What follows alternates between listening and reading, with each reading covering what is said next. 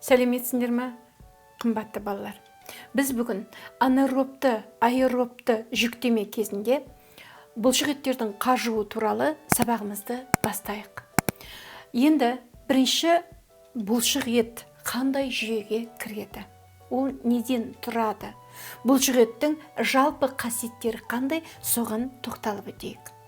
Бұлшық ет бұл тірек қимыл жүйесіне кіреді. Тірек қимыл жүйесін екі нәрсе құрайды. Олар адамның сүйектері, қаңқасы және бұлшық еттері. Тірек қимыл жүйесі екі бөлімге бөлінеді. Белсенді бөлім және енжар бөлім. Белсенді бөлім дегеніміз ол бұлшық еттер, ал енжар бөлім дегеніміз ол қаңқа сүйектері.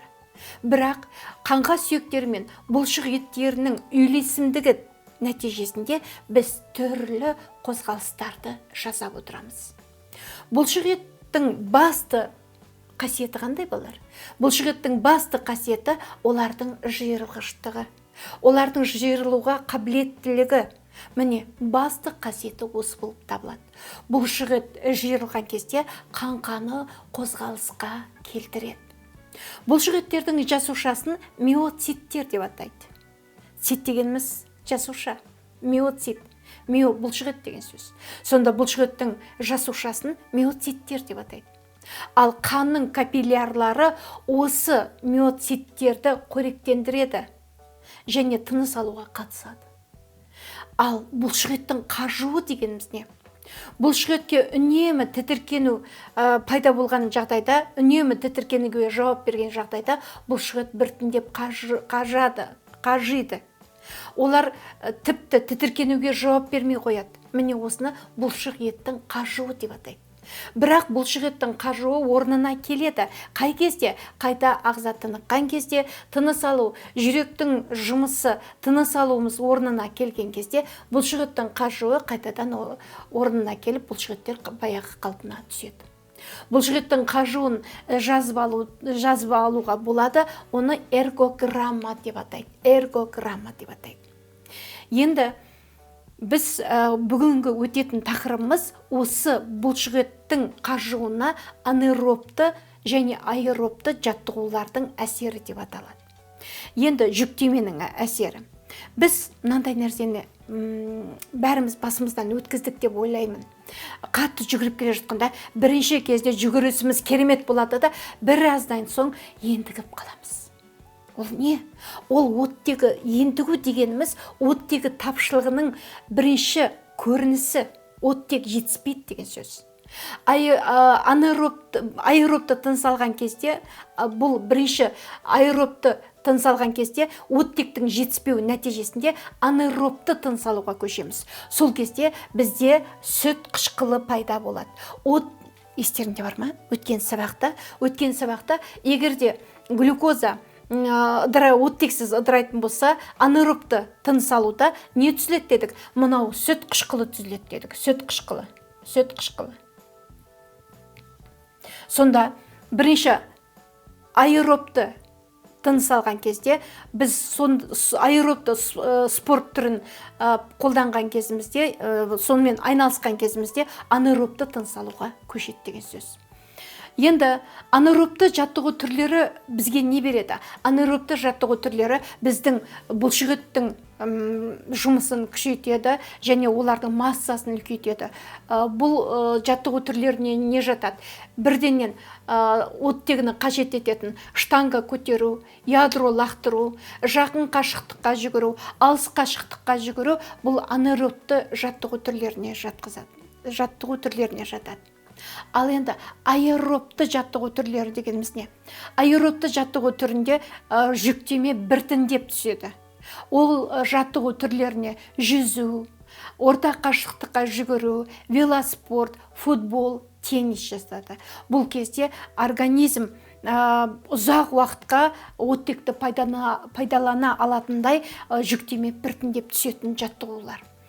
Енді бағанағы штанга көтеру, ядро лақтыру дегеніміз анаэробты жаттығу түрлері.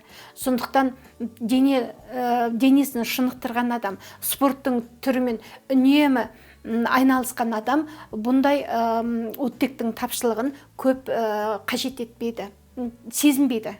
оттектің тапшылығын бірден сезінбейді. Ал енді біз оттектің тапшылығын неге сезінеміз? Себебі біз өзіміздің қордағы оттекті жұмсап қоямыз. Сөйтеміз де анаэробты тыныс алуға көшеміз. Енді бұлшықеттің қажуы дейік, мына жерге қажу дейік. Осы қажуға не әсер етеді екен? Соны айтып шығайықшы балалар. Қажуға не әсер етеді? Бірінші, оттектің жетіспеушілігі.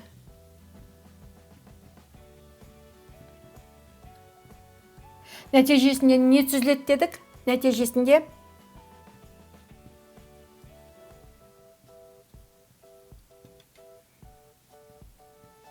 сүт қышқылы түзіледі. Екінші, сіңірдің созылуы.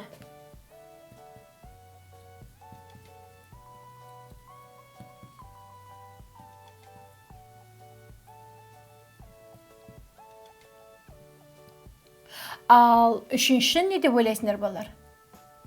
Үшінші не деп ойлаймыз? Бұл қозғалтқыш нейрондардың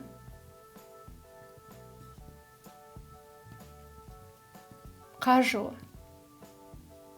Және бір қалыпты жұмыс істейтін бұлшықеттердің жұмысын қадағалайтын жүйке жүйесінің қажуы.